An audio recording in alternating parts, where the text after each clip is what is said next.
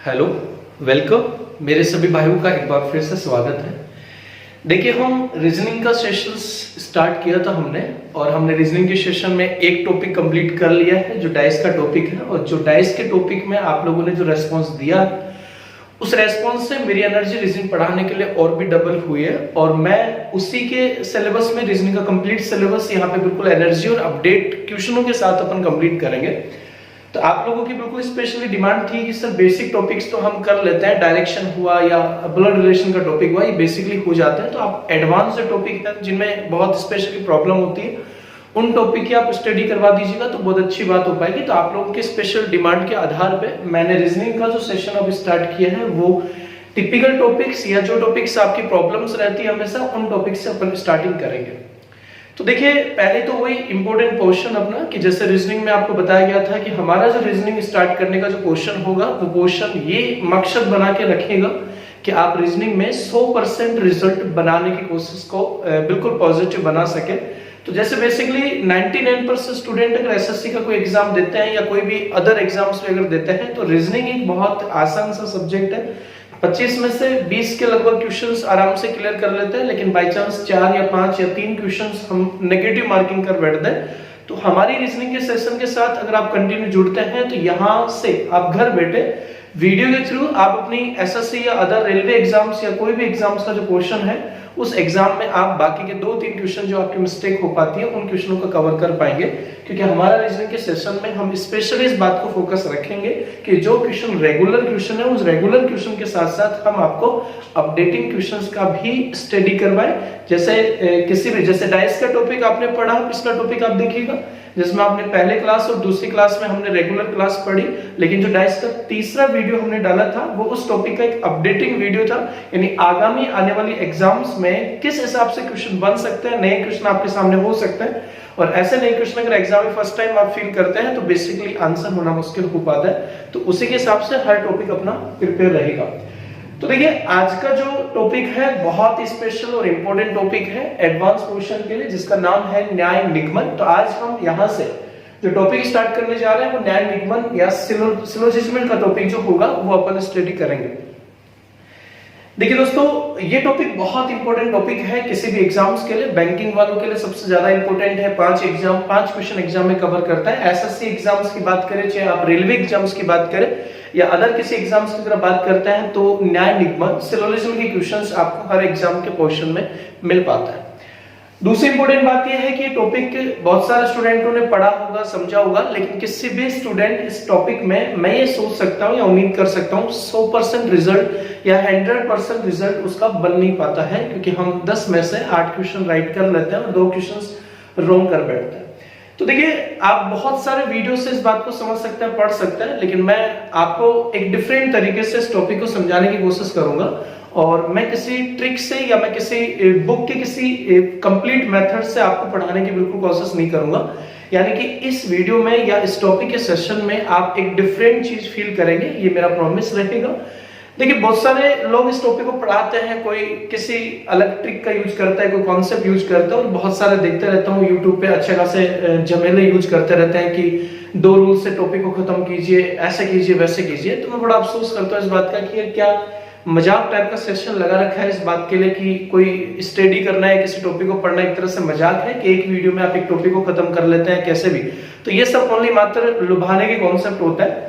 अगर कोई भी बंदा इस टॉपिक को ट्रिक वाइज पढ़ा रहा है कि जैसे कुछ ट्रिक्स आपने देखी होगी 50%, 100% या इसके अलावा पॉजिटिव, नेगेटिव होता है, इस टाइप के बहुत सारे ट्रिक्स इसमें यूज करते हैं, लेकिन मैं डेफिनेट कह सकता हूं उन ट्रिकों से आप कंप्लीट क्वेश्चंस का जवाब दे पाए, इस काबिल आप बन नहीं पाएंगे। तो हम इस टॉपिक को बिल्कुल डिफरेंट तरीके से पढ़ेंगे और एक लॉजिकली तरीके से पढ़ेंगे। जिस लॉजिकली तरीके से अगर आप इस टॉपिक को क्लियर करेंगे, तो इस बात को मैं क्लियर रखूंगा या इस बात को मैं कॉन्फिडेंस के साथ कह सकता हूं कि आप इस तरीके से इस टॉपिक को पढ़ने के बाद कोई भी नया क्वेश्चन पे अगर मेरे सामने हो पाएगा, तो मुझे कोई दिक्कत नहीं हो पाएगी। मैं उस नए क्वेश्चन को भी इस माइंड पावर के बल पे मैं उसको हैंडल कर पाऊंगा कि इस टॉपिक का नजरिया कुछ ऐसा बनाने वाला है। तो देखिए दोस्तों, शुरुआत करते हैं क्या कॉन्सेप्ट इसका बन पाएगा और कैसे इस टॉपिक को अपन स्टार्टिंग करेंगे। जैसे बेसिक नॉलेज आपको हो पाएगा, मैं कुछ बातें आपको समझा देता हूं। सिलोजिज्म का जो टॉपिक होता है उस टॉपिक को मैं दो कैटेगरी में डिवाइड कर सकता हूं। आज हम जो सिलोजिज्म अभी जो स्टार्ट करने जा रहे हैं वो सिलोजिज्म का पार्ट फर्स्ट होगा, उसके बाद हम सिलोजिज्म का पार्ट सेकंड पढ़ेंगे। अच्छा, ये पार्ट फर्स्ट पार्ट सेकंड है क्या? तो देखिए बहुत काम की चीज मैं आपको समझाता हूं। बेसिकली सिलोजिज्म में दो पार्ट में डिवाइडेशन होगा। पार्ट फर्स्ट जो है वो सिलोजिज्म का एक फिक्स कॉन्सेप्ट का टॉपिक होता है या फिक्स कैटेगरी होती है। सिलोजिज्म का फिक्स कैटेगरी टाइप का जो पोर्शन में डिवाइडेशन कर रहा हूं उसमें फिक्स चार बातें की जाती है। जो चार बातें आप जानते हैं, सभी ए बी है, सभी ए बी नहीं है या कुछ ए बी, यानी कुल मिला के ये चार बातें ही क्वेश्चन में आती है। All positive, all negative, some positive, some negative. तो इन चार बातों से रिलेटेड अगर क्वेश्चन है तो वो सिलोजिज्म का पार्ट फर्स्ट फिक्स कैटेगरी वाला क्वेश्चन है। लेकिन एक सिलोजिज्म के ऐसे क्वेश्चन भी एग्जाम में अपडेट होके बनता है जिनमें इन चार लैंग्वेज के अलावा कोई डिफरेंट लैंग्वेज होती है और वहां फिक्स नहीं होता है कि all positive, all negative, some positive, some negative होता है, उनके अलावा कॉन्सेप्ट होता है। वो सिलोजिज्म का पार्ट सेकंड रहेगा। और उस टाइप के क्वेश्चंस आप पिछले एनटीपीसी एग्जाम, ग्रुप डी के एग्जाम में आप देख सकते हैं। एसएससी एग्जाम में भी इस टाइप के क्वेश्चन बन पाते हैं। तो हम सिलोजिज्म को दो कैटेगरी में पढ़ने वाले हैं। पार्ट फर्स्ट यानी फिक्स कैटेगरी का सिलोजिज्म क्या है, और पार्ट सेकंड यानी फिक्स कैटेगरी के अलावा जो क्वेश्चन होता है उन क्वेश्चन को सोल्व कैसे किया जाता है। दोस्तों ये बात आप दिमाग में क्लियर रख सकते हैं, या आपको ऑलरेडी नॉलेज होगा कि सिलोजिज्म या न्याय निगमन का टॉपिक है क्या। बेसिक आप जानते हैं कि क्वेश्चन कैसे पूछे जाता है। तो क्वेश्चन पूछने का तरीका यह है कि आपको कोई भी क्वेश्चन अगर देगा तो पहले वो आपको कथन देता है, स्टेटमेंट देता है, और उन स्टेटमेंट के आधार पर फिर आपको क्वेश्चन में निष्कर्ष देता है, कंक्लूजन देता है। तो पहले कथन दिया जाता है, फिर बाद में निष्कर्ष दिया जाता है, और उन निष्कर्ष का हमें सही या गलत जवाब ढूंढना होता है। तो देखिए मैं ये कह सकता हूं क्वेश्चन में अगर आपको पहले कथन देता है तो इस टॉपिक में जो कथन होता है वो कथन कुल मिला के चार प्रकार के होता है। सबसे पहले मैं बेसिक्स पॉइंट क्लियर कर देता हूं कि इस टॉपिक में जो कथन है वो कथन चार प्रकार के होते हैं। वो चार प्रकार के जो कथन है उनको शॉर्ट में मैं all positive, all negative, some positive, some negative कहता हूं। देखिए दोस्तों, ऑल पॉजिटिव का मतलब है जिसमें पॉजिटिव बात करते हैं, नेगेटिव का मतलब है जिसमें नेगेटिव नकारात्मक बात करेगा, ऑल का मतलब सभी हो गया और सम का मतलब कुछ हो गया। तो पहला जो कथन है, यानी सबसे पहले आपको समझना है इस टॉपिक को डायरेक्ट। जैसे बहुत सारे टीचर ऐसा होता है जो पहले आपको डायग्राम बनाना सिखा देते हैं, बच्चों की तरह पढ़ाने की कोशिश करते हैं कि पहले वो डायग्राम बनाना सिखा देते हैं और डायग्राम बनाने के बाद वो क्वेश्चंस पे अटैक करते हैं सीधा, और क्वेश्चंस पे काफी सारे क्वेश्चन का आंसर राइट आ जाता है। दोस्तों अगर मैं आपको एक बात कहूं, सिंपल सी बात, कि आप इस टॉपिक को किसी से ना पढ़ के भी अगर बुक में क्वेश्चन सोल्व करेंगे तो हो सकता है कि दो में से एक क्वेश्चन तो आप खुद ही सोल्व कर ले, एक क्वेश्चन में आपको प्रॉब्लम आ सकती है। तो देखिए इस टॉपिक में क्या होता है, बेसिक नजरिया अलग होता है। यानी कोई भी क्वेश्चन को अगर मैंने एक डायग्राम बना दिया और डायग्राम बनाने के बाद अगर उसको डायग्राम से मैं सोल्व कर रहा हूं, ये टॉपिक का बिल्कुल भी मीन नहीं है कि डायग्राम से इस क्वेश्चन को सोल्व किया जाए, ऐसा बिल्कुल कॉन्सेप्ट नहीं होगा। तो आपको पहले टॉपिक का बेसिक स्टडी समझना जरूरी है, और बेसिक समझने के बाद ही आप टॉपिक को क्लियर कर पाएंगे। तो सबसे पहले आपको ये समझना है कि क्वेश्चन में अगर आपको कथन देगा तो इस टॉपिक में जो कथन होता है वो मात्र चार ही प्रकार के होते हैं, और चार के अलावा पांचवा कोई कथन नहीं होता है। और वो चार कथन क्या है, एक बार इसको रीडिंग कर लेता है। देखिए दोस्तों, पहला जो कथन है वो है सभी ए बी है, जिसको हम शॉर्ट में ऑल पॉजिटिव कह देते हैं, क्योंकि सभी का मतलब ऑल हो गया, इसमें सकारात्मक बात कर रहा है, इसलिए हम इसको पॉजिटिव कहते हैं। तो पहला जो कथन है वो सभी ए बी है। दूसरा कथन आप देख सकते हैं ऑल नेगेटिव, सभी ए बी नहीं है। तीसरा सम पॉजिटिव, कुछ ए बी है। और चौथा कुछ ए बी नहीं है। सबसे पहले देखिए चार कथन आपने समझ लिया है। इन चारों कथन का मैं छोटा सा बेसिक नॉलेज आपके दिमाग में डालना चाहता हूं। यानी मैं किसी भी टॉपिक को मेरे नजरिए से मैं उसको मेरे स्टाइल में आसान बनाने की कोशिश करता हूं, जिससे मैं टॉपिक को सिंपल इजीली हैंडल कर सकूं। तो देखिए दोस्तों, सबसे पहले आपको एक बात समझना है, कथनों का हल्का सा बेसिक नॉलेज समझता है कि पहला जो कथन है वो ये बोल रहा है कि सभी ए बी है। तो कहना ही चाहता है कि ए का जो होल पार्ट है, सभी ए का मतलब है सारे के सारे जो ए है वो बी से कनेक्शन रख रहे हैं, या सारे के सारे जो ए है वो बी से कनेक्ट है। तो देखिए इसको मैं मेरी लैंग्वेज में ये कहना चाहूंगा कि सभी ए बी है, इसका मतलब है कि सारे के सारे जो ए है वो बी के अंदर है। सभी ए बी है, इसका मतलब है सारे के सारे जो ए है वो बी के अंदर है। तो पहला जो कथन ऑल पॉजिटिव है, इस ऑल पॉजिटिव का ए और बी क्या है, एक बार सिंपल सा कॉन्सेप्ट क्लियर कर देता हूं। ये ए और बी क्या है, तो दोस्तों समझेगा, ये ए और बी सब्जेक्ट है। यानी कोई भी क्वेश्चन में जो चेंजेस होगा वो केवल ए और बी की जगह चेंजेस होगा, बाकी लैंग्वेज में चेंजेस नहीं होगा। कल वो क्वेश्चन में सभी ए बी है, उसकी जगह ऐसा हो सकता है कि सभी पेन अलमारी है। तो बेसिकली ए और बी सब्जेक्ट है जहां पे चेंजेस आपको मिलेगा। तो कथन, पहला जो कथन है वो है सभी ए बी है, जिसको शॉर्ट में हम ऑल पॉजिटिव कहते हैं। और ऑल पॉजिटिव का जो वेन आरेख बनेगा वो क्या बनेगा, इसको मैंने शॉर्ट लैंग्वेज में क्या बोला है, सभी ए बी है। इसका मतलब सारे के सारे जो ए है वो बी के अंदर है।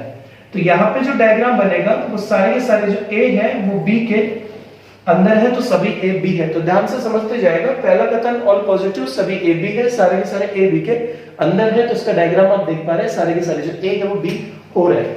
अच्छा, दूसरा कथन क्या है, सेकंड जो कथन है वो ऑल नेगेटिव है, और ऑल नेगेटिव बोल रहा है कि सभी ए बी नहीं है। दोस्तों ये कहना क्या चाहता है, सभी ए बी नहीं है, इसका मतलब सारे के सारे जो ए है वो बी नहीं है। यानी मैं कह सकता हूं सारे के सारे जो ए है वो बी से कोई कनेक्शन नहीं रखता है। तो इस स्थिति में मैं इस ऑल नेगेटिव की जो स्टेटमेंट है उसकी लैंग्वेज को मेरी भाषा में एक सिंपल लैंग्वेज बनाता हूं, सभी ए बी नहीं है। इसका मतलब है कि सारे के सारे जो ए है वो बी से कोई मतलब नहीं रखता है, यानी कि सारे के सारे जो ए है वो बी से बिल्कुल अलग है। तो यहाँ पे ऑल नेगेटिव का जो वेन आरेख बनेगा जिसमें सारे के सारे ए बी से अलग है, तो यहाँ पे डायग्राम बनेगा, ये ए हो गया और ये बी हो गया। तो आप देख पा रहे हैं यहाँ पे सारे के सारे जो ए है वो बी से बिल्कुल अलग है, तो सभी ए बी नहीं है, या फिर ये भी कह सकते हैं कोई ए बी नहीं है। चलिए थर्ड स्टेटमेंट क्या है, तीसरा जो कथन है वो कुछ ए बी है। दोस्तों ये तीसरा जो कथन है वो कहना चाहता है कि कुछ ए बी है, यानी आप कह सकते हैं कि ए का जो कुछ पार्ट है वो बी से कनेक्शन रखता है, कनेक्ट रखता है। ए का कुछ पार्ट बी से मतलब रखता है, तो आप इसको इजी भाषा में कह सकते हैं कुछ ए बी है, मतलब कि ए का कुछ पार्ट बी से टच हो रहा है। तो इसका जो वेन आरेख बनेगा वो ये बनेगा कि ए का जो कुछ पार्ट है वो बी से टच हो रहा है। तो आप देख पा रहे हैं ये ए और बी सब्जेक्ट हो गया, और ये ए का जो कुछ पार्ट है वो बी से टच हो रहा है, तो इसका मतलब अपन कह सकते हैं कि कुछ ए बी है। ओके, चौथा कथन क्या है, सम नेगेटिव, यानी कि कुछ ए बी नहीं है। तो ये कहना ही चाहता है कि कुछ ए बी नहीं है, इसका मतलब है कि ए का जो कुछ पार्ट है वो बी से मतलब नहीं रखता है। तो दोस्तों इस कथन की लैंग्वेज को हम अपनी भाषा में जी क्या कह सकते हैं, कुछ ए बी नहीं है, इसका मतलब है कि ए का जो कुछ पार्ट है वो बी से बिल्कुल अलग है। तो सम नेगेटिव का जो डायग्राम बनेगा जिसमें आप कह रहे हैं कि कुछ ए बी नहीं है, मतलब कि ए का कुछ पार्ट बी से बिल्कुल अलग है, तो इसका जो वेन आरेख बनेगा वो भी इसी तरह से बन पाएगा कि ये ए हो गया और ये बी हो गया। तो अब आप एक बार ध्यान से देखिएगा, हमने बोला कुछ ए बी नहीं है, आप देख पा रहे हैं ए का जो कुछ पार्ट है वो बी नहीं है, या बी नहीं बन रहा है, ए का कुछ पार्ट बी से बिल्कुल अलग है। तो दोस्तों सबसे पहले आप दिमाग में इस बात को क्लियर कीजिएगा, और वीडियो देखते के साथ साथ आप कॉपी में नोटबुक में बिल्कुल नोट्स बनाते जाएगा, क्योंकि मैं ये प्रॉमिस रख सकता हूँ इस बात का कि इससे बेटर तरीका आप सीरियसली आप ढूंढ नहीं पाएंगे। और कंप्लीट जो रिजल्ट होता है कि मैं किसी भी क्वेश्चन का जवाब दे पाऊं, मैं कह सकता हूं कि लुभाने वाला तरीका बिल्कुल नहीं है, बल्कि एक एनर्जेटिकल तरीका है जिससे आप एग्जाम में रिजल्ट पॉजिटिव ले पाएंगे। ये बिल्कुल बेसिक पॉइंट आप कह सकते हैं। तो सबसे पहले हमने पढ़ा कि कथन जो होता है वो 4 प्रकार के होते हैं। आप फटाफट इसको शॉर्ट में दिमाग में रखिएगा। 4 प्रकार के कथन में all positive, all negative, some positive, some negative. All positive सभी ए बी है, सभी ए बी नहीं है, कुछ ए बी है, कुछ ए बी नहीं है। अब इनकी लैंग्वेज को आप 2-4 बार रिपीट करके फटाफट दिमाग में बैठाएगा। जैसे अगर मैं ये आदत बनानी हमें, कुछ ए बी है मतलब कि सबसे पहला स्टेटमेंट फर्स्ट है, सभी ए बी है मतलब सारे के सारे ए बी के अंदर है। सभी ए बी नहीं है मतलब सारे के सारे ए बी से बिल्कुल अलग है। कुछ ए बी है मतलब ए का कुछ पार्ट बी को टच कर रहा है। कुछ ए बी नहीं है, इसका मतलब है ए का कुछ पार्ट बी से बिल्कुल अलग है। चलिए यहाँ पे हमने पहला पार्ट कंप्लीट किया। ये पहला स्टेप समझ सकते हैं कि चारों कथन में क्या लैंग्वेज हमें समझनी है और क्या इनके डायग्राम बन सकता है, कैसे इस बात को क्रिएट कर सकता है। नेक्स्ट स्टेप की बात अगर अपन करें तो ध्यान से एक बार देखिएगा, ये है सबसे इंपॉर्टेंट बात इस पूरे टॉपिक की, जिसको हमें समझना है और सीखना है, क्या कॉन्सेप्ट अपन डिस्कशन कर रहे हैं। दोस्तों टॉपिक शुरू करने से पहले मैंने एक छोटा सा क्वेश्चन आपके लिए लिया है, इसको आप एक एक्सरसाइज कह सकते हैं। बिल्कुल देखिए यहाँ पे एक क्वेश्चन है जिससे आप समझ पाएंगे कि क्वेश्चन कैसे एग्जाम में बनता है और उनका जवाब कैसे बनाना। क्वेश्चन यहाँ पे कथन दे रखे हैं और कथन के बाद आपको निष्कर्ष दे रखे हैं। देखिए सबसे पहले कथन में आपको 2 कथन दे रखे हैं और 2 कथन के बाद आपको 2 निष्कर्ष दे रखे हैं। तो क्वेश्चन में 2 कथन हो सकते हैं, 3 कथन हो सकते हैं, या फिर निष्कर्ष भी 2-3 कितने भी हो सकते हैं। तो क्वेश्चन में क्या चीज इंपॉर्टेंट है, इस टॉपिक में सबसे इंपॉर्टेंट जो काम की बात है वो इस बात पे अपन फेस करने वाले, समझने वाले, तो इस बात को बहुत स्पेशली फोकस कीजिएगा। अच्छा भाई देखिए क्वेश्चन में आपको कथन दे रखे हैं और निष्कर्ष का जवाब हमें देना है, राइट या रॉन्ग क्या है। अगर मैं कथन को पढ़ता हूं, जैसे पहला कथन है मेरी कक्षा के सभी विद्यार्थी बुद्धिमान हैं, दूसरा कथन है सचिन बुद्धिमान नहीं है। दो कथन आपने पढ़ा कि पहला कथन मेरी कक्षा के सभी विद्यार्थी बुद्धिमान हैं और दूसरा कथन है सचिन बुद्धिमान नहीं है। उसके बाद देखिए निष्कर्ष है, जिसमें पहला निष्कर्ष है सचिन को कठोर परिश्रम करना चाहिए और दूसरा निष्कर्ष है सचिन मेरी कक्षा का विद्यार्थी नहीं है। अब देखिए यहाँ पे क्या होता है, बेसिकली गलती कहां होती है, यानी कि 90% स्टूडेंट को इस बात का नॉलेज बिल्कुल नहीं होता इस टॉपिक में जिसका नॉलेज होना जरूरी है। जैसे क्वेश्चन में निष्कर्ष हम पढ़ते हैं कि हाँ पहला निष्कर्ष हमें राइट रॉन्ग करना है कि सचिन को कठोर परिश्रम करना चाहिए, तो मैं ये बात समझ सकता हूं। जैसे ही आपको ये पता चल जाता है या आपको पता चलता है कि सचिन बुद्धिमान नहीं है, तो आपके दिमाग में विचार आता है यार सचिन बुद्धिमान नहीं है, यानी वो कमजोर है, पढ़ाई में कमजोर है। तो आप खुद भी मान लीजिए कमजोर है सही, या आप खुद भी नहीं पढ़ते होंगे लेकिन एडवाइस अच्छा दे सकता है। तो जब आपको ये पता चल जाता है कि सचिन बुद्धिमान नहीं है, तो अपने अंदर से एक आवाज उसके लिए निकल ही पाती है कि सचिन को कठोर परिश्रम करना चाहिए। तो 99% स्टूडेंटों को ये बात बिल्कुल सही लगती है जो पहले निष्कर्ष में दे रखी है कि सचिन को कठोर परिश्रम करना चाहिए, और पहले वाले निष्कर्ष को वो क्या कर देते हैं, राइट कर देता है, क्योंकि उनकी भी गलती इस बात के लिए नहीं है, क्योंकि वो पॉजिटिव सोचने वाले बंदे हो सकते हैं कि सचिन बुद्धिमान नहीं है। अगर वो बुद्धिमान नहीं है तो उसको कठोर परिश्रम करना चाहिए। तो ये बात आपको थोड़ी सत्य लगती है। लेकिन दोस्तों क्या होता है, कोई भी टॉपिक को क्लियर करने के कुछ रूल्स होते हैं, उन रूल्स के हिसाब से ही आप टॉपिक को क्लियर करते हैं, ना कि अपने हिसाब से टॉपिक को हैंडल करता है। तो यही बात सबसे इंपॉर्टेंट बात आपको समझनी है। जो स्टूडेंट सेल्फ पढ़ते हैं, डायग्राम क्रिएट कर लेते हैं और डायग्राम क्रिएट करने के बाद आंसर निकालते हैं, कुछ क्वेश्चन के आंसर आ जाता है, कुछ के नहीं आता है, उन स्टूडेंटों को ये बात समझने की जरूरत है कि क्या तरीका है सिलोजिज्म के क्वेश्चन को सोल्व करने का, बेसिक कॉन्सेप्ट है। तो दोस्तों जो चीजें मैं जिस स्टाइल से टॉपिक पढ़ाने की कोशिश कर रहा हूं, हो सकता है उस स्टाइल से टॉपिक आपने नहीं पढ़ा हो, लेकिन ये चीज सबसे जरूरी चीज है। तो ऐसी क्या बात मैं समझाना चाहता हूं आपको, इस बात को आप समझिएगा। हमने एक छोटी सी लैंग्वेज का पार्ट यहाँ पे रखा है, आप समझे। हमने कुछ यहाँ पे इंपॉर्टेंट रूल के नाम में लिखा है। देखिए दोस्तों यहाँ पे क्या लिखा है कि ये सिलोजिज्म का जो टॉपिक है, आप सिलोजिज्म के टॉपिक में ये कह सकते हैं कि जिन क्वेश्चनों में कथन दे रखा है उसके बाद निष्कर्ष पूछ रहा है, उन कथन और निष्कर्ष वाले टॉपिक के क्वेश्चनों को सोल्व करने का सबसे इंपॉर्टेंट रूल क्या है। वो इंपॉर्टेंट रूल ये है, समझेगा, कि किसी भी निष्कर्ष का जवाब जो हम देना चाहते हैं वो जवाब हम अपने विचार के आधार पर नहीं देंगे। इस रूल में क्या है, किसी निष्कर्ष का जवाब हम अपने विचार के आधार पर नहीं दे सकते। दोस्तों ध्यान से समझेगा, किसी निष्कर्ष का जवाब हम अपने विचार के आधार पर नहीं दे सकते, वो केवल कथन में दी गई सूचना के आधार पर ही दिया जाता है। इसलिए हम उसी बात का जवाब देने के लिए पाबंद है जिसकी सूचना कथन में दी गई है। देखिए काफी बार ये होता है बेसिकली, और मैं समझ सकता हूं, ये एक लैंग्वेज जो हमने यहाँ पे बोर्ड पे रखी है, इस एक लैंग्वेज से इस टॉपिक को आप पूरा बदल सकते हैं और पूरा समझ सकते हैं। तो सबसे पहले आपको इस बात पे बहुत स्पेशली फोकस करना है, और वो फोकस करने की बात सबसे इंपॉर्टेंट क्या है कि सिलोजिज्म का जो टॉपिक है जिसमें कथन देने के बाद निष्कर्ष का जवाब पूछा जाता है, इस टॉपिक में आप एक रूल दिमाग में हमेशा जरूर रखिएगा कि किसी भी बात का जवाब हम अपने विचार के आधार पर नहीं दे सकते। यानी मेरे दिमाग में क्या विचार चल रहा है या दुनिया में क्या विचार चल रहा है, उस विचार के आधार पर मैं किसी क्वेश्चन का जवाब नहीं दे सकता। कोई भी निष्कर्ष का जवाब अगर हमें देना है तो वो जवाब हम कथन में दी गई जानकारी के आधार पर ही जवाब दे सकते हैं, या हम केवल उसी बात का जवाब देने के योग्य हैं या काबिल है, या उसी बात का जवाब देने के लिए हमें पाबंद किया जाता है जिस बात की जानकारी कथन ने दी है। यानी हम उतना ही जवाब दे सकते हैं जितना जानकारी मुझे कथन ने दी। अब देखिए ये चीज अगर मेरे दिमाग में आ जाती है कि हम केवल उसी बात का जवाब दे सकते हैं जिस बात की जानकारी हमारे कथन ने मुझे दी है, मैं मेरे विचार के आधार पे कोई क्वेश्चन का जवाब नहीं दे सकता। तो दोस्तों इस क्वेश्चन को अगर मैं सोल्व करता हूं, अब एक छोटी सी बात समझने के बाद अगर मैं इस क्वेश्चन को सोल्व करता हूं, तो क्वेश्चन में आपको कथन दिख रहे हैं, यहाँ पे दो कथन दिख रहे थे। पहला कथन था मेरी कक्षा के सभी विद्यार्थी बुद्धिमान हैं, दूसरा कथन है सचिन बुद्धिमान नहीं है। उसके बाद निष्कर्ष पूछा गया, पहला निष्कर्ष सचिन को कठोर परिश्रम करना चाहिए और दूसरा निष्कर्ष है सचिन मेरी कक्षा का विद्यार्थी नहीं है। तो दोस्तों जब 99% प्रश्नों में 2-4 सेकंड लगने की जरूरत होती है कि जब हम पहला निष्कर्ष पढ़ते हैं कि सचिन को कठोर परिश्रम करना चाहिए, तो दोस्तों मुझे खुद एक छोटी सी बात बताएगा। निष्कर्ष ये पूछ रहा है कि सचिन को कठोर परिश्रम करना चाहिए या नहीं करना चाहिए। अगर करना चाहिए तो सही कर दीजिए, नहीं करना चाहिए तो गलत कर दीजिए। लेकिन मुझे एक छोटी सी बात आप बताएगा कि सचिन को कठोर परिश्रम करना चाहिए या नहीं करना चाहिए, इस बात की जानकारी क्या इन दोनों कथन में मिलती है?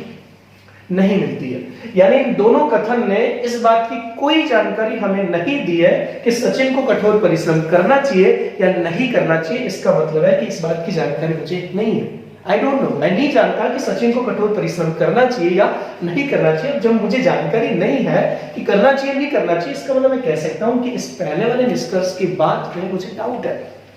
मुझे पहले वाले निष्कर्ष की कोई जानकारी नहीं मिली है कथन में, यानी कथन में मुझे कोई जानकारी नहीं दी है कि सचिन को कठोर परिश्रम करना चाहिए या नहीं करना चाहिए। तो मुझे इस बात में बिल्कुल डाउट है कि सचिन को कठोर परिश्रम करना चाहिए या नहीं करना चाहिए। तो दोस्तों ध्यान से इस बात को समझेगा कि जिस चीज के बारे में या जिस सब्जेक्ट के बारे में या जिस घटना के बारे में हमें कोई जानकारी कथन ने नहीं दी है और उस चीज के बारे में हमारे दिमाग में डाउट है कि सचिन को कठोर परिश्रम करना चाहिए नहीं करना चाहिए, तो जिन निष्कर्ष में डाउट होता है, या ध्यान से इस बात को सुनेगा, जिन निष्कर्ष में डाउट होता है उन निष्कर्ष को हमेशा क्या किया जाता है? रॉन्ग किया जाता है।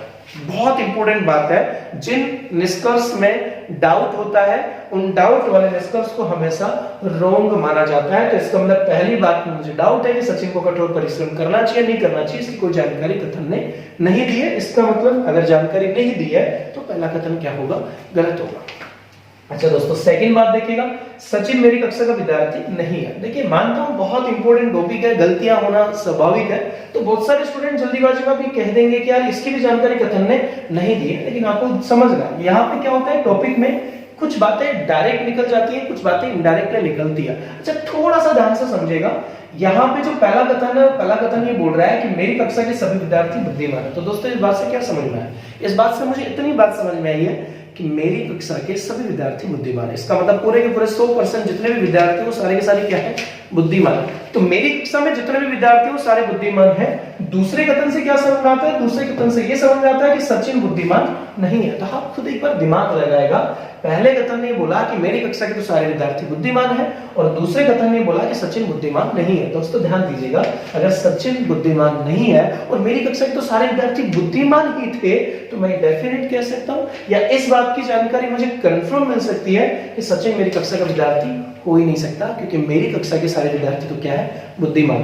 तो ये मुझे कंफर्म नॉलेज मिल गया, यानी इस बात में मुझे कोई डाउट नहीं है, मुझे कंफर्म नॉलेज हो गया कि सचिन तो मेरी कक्षा का विद्यार्थी हो ही नहीं सकता, क्योंकि सचिन तो बुद्धिमान ही नहीं है और मेरी कक्षा के सारे विद्यार्थी तो बुद्धिमान है। तो सचिन मेरी कक्षा का विद्यार्थी नहीं है। तो सेकंड निष्कर्ष क्या पूछ रहा है? सचिन मेरी कक्षा का विद्यार्थी नहीं है। तो दोस्तों आप बताइएगा कि सेकंड वाली बात में आपको डाउट है? कंफर्म है? कंफर्म है, सचिन मेरी कक्षा का विद्यार्थी नहीं है, ये बात बिल्कुल कंफर्म है। इसको अगर कंफर्म है तो ये क्या होगा? राइट होगा। तो दोस्तों पूरे टॉपिक में सबसे पहले आपको इस बात की जानकारी समझनी है, यानी इस क्वेश्चन से और इस रूल से मैं आपको बस एक बात समझाना चाहता हूं, हम किसी भी बात की जानकारी, किसी भी निष्कर्ष का जवाब अगर हम देना चाहते हैं तो वो खुद के विचारों के आधार पर नहीं दे सकते। हम उसी बात का जवाब या उसी जानकारी का जवाब हाँ या ना में दे सकते हैं जिसकी जानकारी मुझे कथन ने दी है। तो सिंपल बात आप समझेगा, कथन ने मुझे जितना बोला है या जितनी जानकारी मेरी कथन ने मुझे दी है, मैं उसी जानकारी के आधार पे जवाब दूंगा, खुद के विचार के आधार पे कोई जवाब नहीं दूंगा। अच्छा कुछ पॉइंट पे मैं डिस्कशन करना चाहूंगा ताकि ये बात और भी अच्छे से दिमाग में क्लियर हो जाए। जैसे दोस्तों हमने पढ़ा कि पूरे टॉपिक जो सिलोजिज्म का टॉपिक होता है, सिलोजिज्म के टॉपिक में 4 प्रकार के कथन होते हैं। अब 4 प्रकार के कथन में हमने क्रम पढ़ा, all positive, all negative, some positive. अच्छा मैं सम पॉजिटिव की बात ही कर देता हूं। दोस्तों आपने अभी एक सम पॉजिटिव का कथन पढ़ा है, सम पॉजिटिव। सम पॉजिटिव का मतलब ये है कि कुछ ए जो है बी है। देखिए आप ऐसे समझने वाले बिल्कुल नहीं है टॉपिक को, गलतियां कहां हो सकती है उन चीजों को पकड़ना पड़ेगा और उन्हीं के आधार पे हम टॉपिक को समझिए।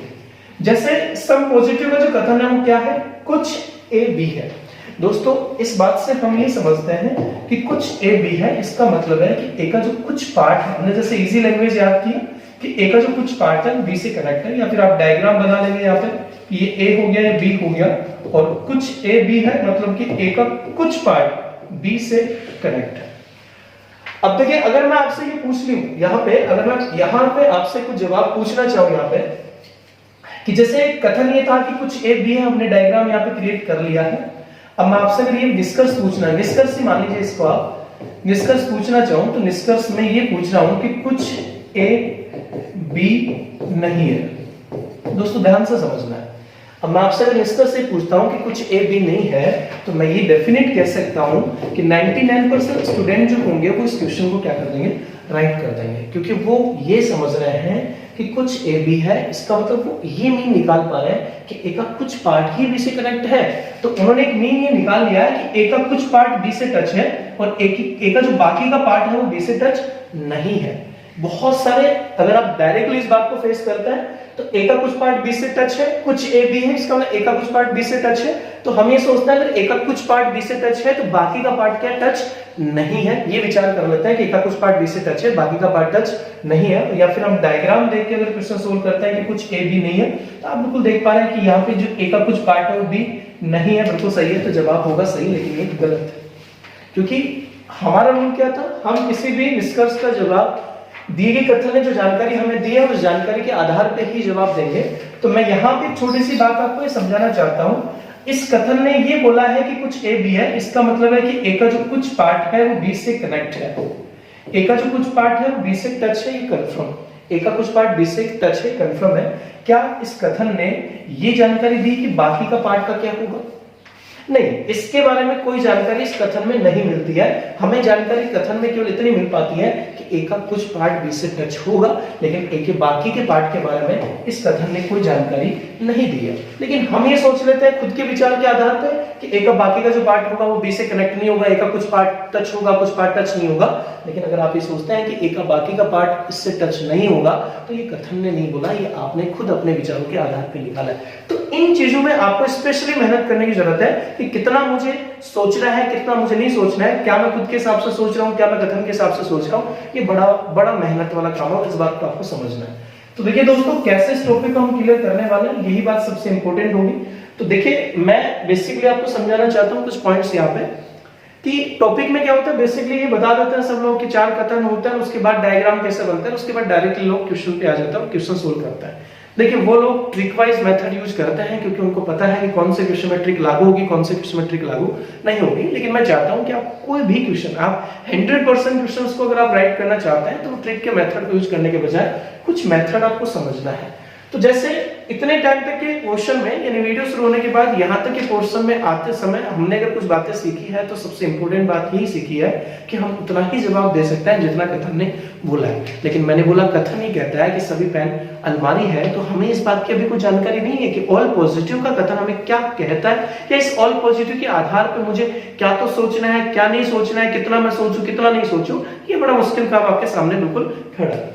तो बेसिकली हम क्या करने वाले हैं, टॉपिक शुरू करने से पहले हम समझने वाले हैं कथनों को, क्योंकि मुझे एक बात क्लियर समझ में आ चुकी है कि इस टॉपिक में मेरे दिमाग का कोई मतलब नहीं है, या मेरे हिसाब से तो काम का जवाब देना नहीं है। जवाब जो भी देना है वो किसके हिसाब से, कथन के हिसाब से देना है। तो सबसे पहले दोस्तों, जब आपको पता है कि कथन के हिसाब से मुझे जवाब देना है, तो सबसे पहले आपको कथनों की जानकारी पढ़ना जरूरी है, उनको सीखना जरूरी है। तो हमारा जो कॉन्सेप्ट है वो, हमारा कॉन्सेप्ट ये है कि मैं पहले आपको ये बताऊंगा कि 4 जो कथन होते हैं उन चारों कथनों में क्या क्या जानकारी है, क्या क्या जानकारी छुपी हुई है, कौन सी बात मुझे सोचनी है और कौन सी बात मुझे नहीं सोचनी है। तो चलिए स्टार्ट करते हैं पहले कथन से। टाइप नंबर 1 में हम पढ़ रहे हैं ऑल पॉजिटिव। दोस्तों ध्यान से इस बात को समझते जाएगा। सबसे पहला जो कथन है वो ऑल पॉजिटिव है, और ऑल पॉजिटिव का मतलब है सभी ए बी है। ये बात आप समझ चुके हैं टॉपिक में कि पहला कथन ऑल पॉजिटिव है, और ऑल पॉजिटिव का मतलब सभी ए बी है, और इसका मतलब है कि सारे के सारे जो ए है वो बी के अंदर है। तो देखिए, किसी भी कथन में हमेशा हम 2 पॉइंट डिवाइडेशन करेंगे, एक तो राइट क्या है और एक रॉन्ग क्या है। मैं ये बात पहले बता देता हूं, कोई भी कथन के आधार पर जो निष्कर्ष पूछे जाते हैं उन निष्कर्ष के भी 2 तरीके होते हैं या 2 प्रकार होते हैं। 2 प्रकार के निष्कर्ष में पहला जो निष्कर्ष होता है वो कंफर्म केस का क्वेश्चन होता है, यानी कंफर्म केस के निष्कर्ष में केवल इतना पूछा जाता है कि ये सही है या गलत है। और एक दूसरे टाइप का जो निष्कर्ष होता है वो पॉसिबिलिटी केस का निष्कर्ष होता है। तो देखिए, मैं आपको बिल्कुल क्लियर कर रहा हूं कि जिन 2 सब्जेक्ट के बीच में ऑल पॉजिटिव बनता है, उन ऑल पॉजिटिव वाले क्वेश्चनों में एक तो कंफर्म निष्कर्ष होगा और एक पॉसिबिलिटी वाला निष्कर्ष होगा।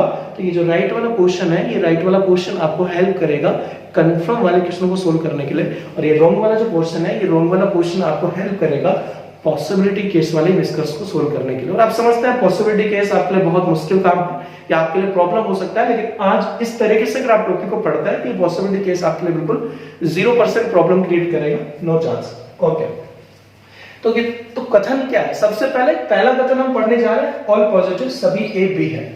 तो देखिए दोस्तों, सबसे पहले राइट क्या है रॉन्ग क्या समझ लेते हैं, एक बार पढ़ लेते हैं क्या लिखा है। राइट में लिखा है कि अगर सभी A be subject all positive है, तो राइट में लिखा है कि यदि ए का ऑल पार्ट बी के अंदर है तो उस हर स्थिति में कथन सही होगा। देखिए दोस्तों, आपको ये समझना, और ये कथन बोल भी रहा है कि सभी ए बी है, यानी कि सारे के सारे जो ए है वो बी बन रहे हैं, या फिर हम ये कह सकते हैं कि सारे के सारे जो ए है वो बी के अंदर है, या सारे के सारे जो ए है वो बी को टच करेंगे।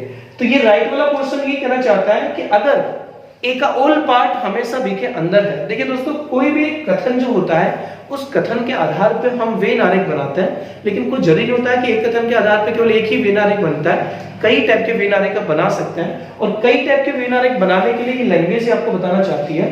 तो ऑल पॉजिटिव का जो स्टेटमेंट है, कथन ये कहना चाहता है कि अगर सभी ए बी है, इसका मतलब है कि सारे के सारे जो ए है वो हमेशा बी के अंदर रहने चाहिए। अगर आपने ऐसा कोई डायग्राम बनाया है, ऐसा कोई भी डायग्राम आप बना दीजिएगा जिसमें सारे के सारे जो ए है वो बी के अंदर है, तो उस हर स्थिति में दिया गया कथन क्या होगा, सही होगा। तो आपको पहली बात तो ये दिमाग में रखना है कि ऑल पॉजिटिव का जो कथन है कि सभी ए बी है, उसमें सब्जेक्ट जो ए है सभी ए बी है, मतलब सारे के सारे ए हमेशा बी के अंदर ही रहने चाहिए। तो जैसे मैं ऐसा कोई डायग्राम बनाता हूं उसमें सारे के सारे ए बी के अंदर है, तो एक डायग्राम आप देखिएगा, जैसे यहाँ पे डायग्राम बन रहा है ए और बी।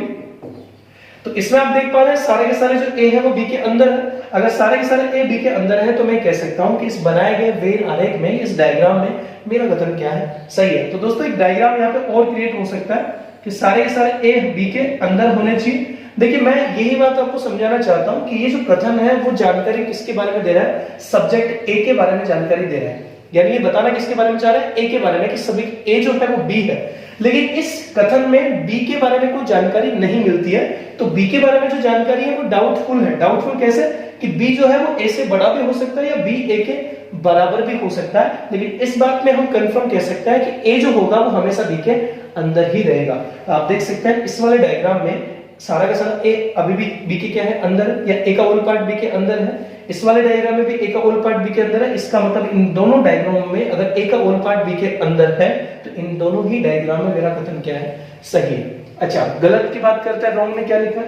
देखिए, रॉन्ग में लिखा है कि ए का कोई भी पार्ट बी से बाहर नहीं होना चाहिए, अन्यथा कथन गलत हो जाएगा। देखिए, बहुत इंपॉर्टेंट बात ये होती है जब पॉसिबिलिटी केस का क्वेश्चन पूछा जाता है कि ये काम होने की कुछ संभावना है या नहीं है, तो आप इस बात को बेसिक समझते हैं कि संभावना है या नहीं है। इस क्वेश्चन को सोल्व करने के लिए हम इस बात का ध्यान रखते हैं कि कथन गलत तो नहीं हो रहा है। तो मैं भी इस बात को बिल्कुल सहमत रखता हूं कि कोई भी क्वेश्चन में जो कथन दिया जाता है उस कथन को हमेशा हमें 100% सत्य मानना है। हालांकि वो काल्पनिक होता है, लेकिन उसे हमेशा 100% सत्य ही मानना है। यानी किसी भी कंडीशन में हमारा जो कथन होता है वो कथन गलत नहीं होना चाहिए। तो जब स्टूडेंट को ये जानकारी नहीं होती है कि कथन गलत होगा कब, क्या नहीं होगा, तो फिर टॉपिक को समझ कैसे पाएंगे। तो हमने जो कॉन्सेप्ट चालू किया, इस कॉन्सेप्ट से हम यही समझ पाएंगे कि कथन कब गलत होगा। तो हम पढ़ रहे हैं ऑल पॉजिटिव, जिसमें कहना चाहता है सभी ए बी है, मतलब सारे के सारे जो ए है वो बी के अंदर ही रहेंगे। तो जब आपने राइट ऑप्शन में इंफॉर्मेशन दे रखा है, कथन ने इंफॉर्मेशन दी है कि सारा का सारा जो ए होगा वो हमेशा बी के अंदर ही होगा, तो गलत कब होगा, जब ए का कोई पार्ट बी से बाहर आ जाएगा। तो अगर सब्जेक्ट ए का कोई भी पार्ट बी से बाहर आ जाएगा तो कथन गलत हो जाएगा। तो अगर आप ऐसा कोई भी डायग्राम बना देते हैं जिसमें ए का कुछ पार्ट भी अगर बी से अलग हो जाता है, तो उस हर स्थिति में आपका एक कथन क्या होगा, गलत होगा। जैसे मैं कुछ डायग्राम अगर बनाता हूं, यहाँ पे क्रिएट करता हूं, तो आप देखिएगा यहाँ पे पहला डायग्राम मैंने बनाया कि ए का जो कुछ पार्ट, जिसमें आप देख पा रहे हैं ए का जो कुछ पार्ट है वो बी से क्या है, अलग है। तो आप बताएं क्या इस वाले डायग्राम में आप कह सकते हैं सभी ए बी नहीं है? इसका मतलब ये वाला डायग्राम इस कथन के आधार पे गलत डायग्राम होगा या पॉसिबल नहीं होगा। ऐसा देखिए, नेक्स्ट डायग्राम भी देखिएगा। जैसे मान लीजिए ये बी है और ये ए है, तो आप इस वाले डायग्राम में आप देख सकते हैं ए का जो कुछ पार्ट है वो बी से क्या हो रहा है, अलग हो रहा है। अगर ए का कुछ पार्ट बी से अलग हो रहा है तो क्या आप कह सकते हैं सभी ए बी नहीं? इसका मतलब ये वाला जो डायग्राम हमने क्रिएट किया है वो इस ऑल पॉजिटिव वाले कथन के आधार पे क्या गलत है या ये पॉसिबल नहीं है। या फिर एक डायग्राम और आप देख सकते हैं जिसमें हमने ए के ऑल पार्ट को बी से क्या कर दिया, अलग कर दिया।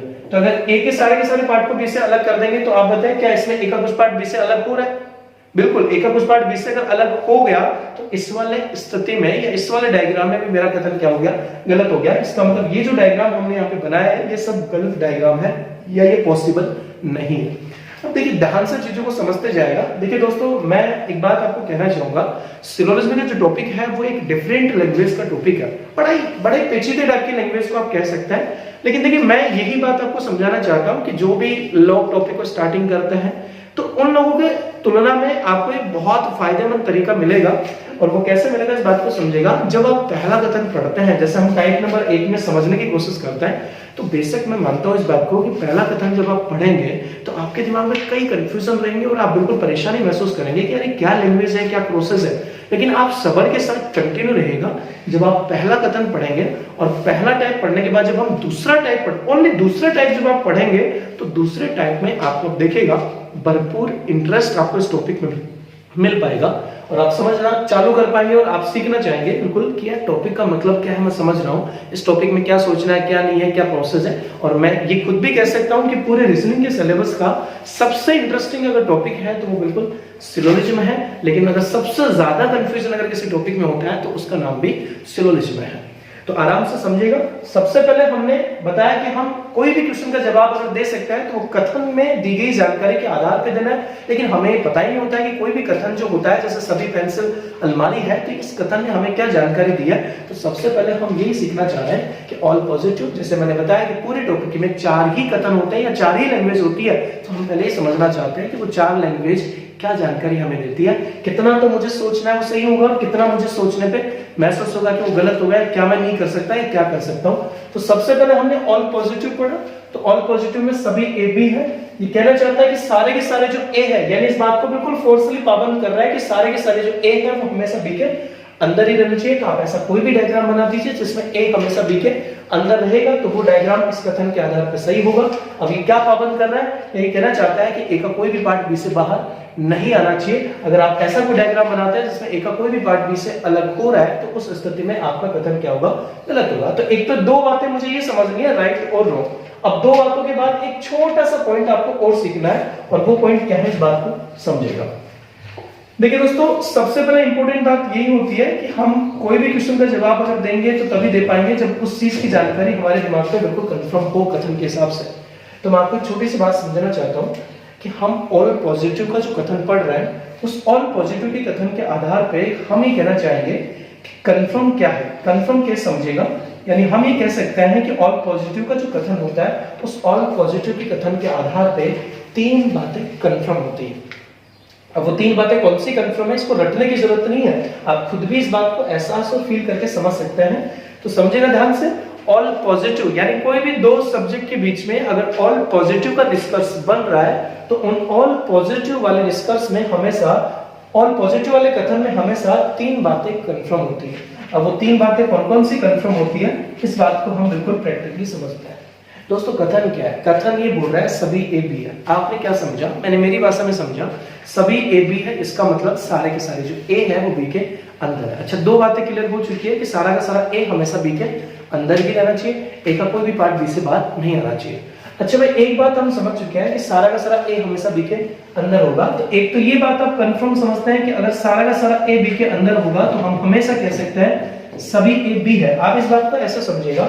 अगर दोस्तों मैं आपसे एक बात पूछूं कि सभी ए बी है क्या, अब मैंने अगर आपसे पूछा कि सभी ए बी है तो आपके दिमाग में आना चाहिए कि है या नहीं है। तो आपको क्या ये डाउटफुल लगता है कि यार है या नहीं है, मुझे इसकी जानकारी नहीं है, या फिर आपको कंफर्म लगता है, कंफर्म हाँ यार सारे के सारे ए तो बी के अंदर है, क्योंकि ये बात तो कथन ने डायरेक्टली बोली है। तो डायरेक्ट कथन अगर ये कहता है कि सारे के सारे ए बी के अंदर है, इसका मतलब है सभी ए बी है। तो ये बात बिल्कुल कंफर्म है कि सभी जो ए है या सारे के सारे जो ए है वो बी के अंदर है, इसका मतलब है सभी ए बी है।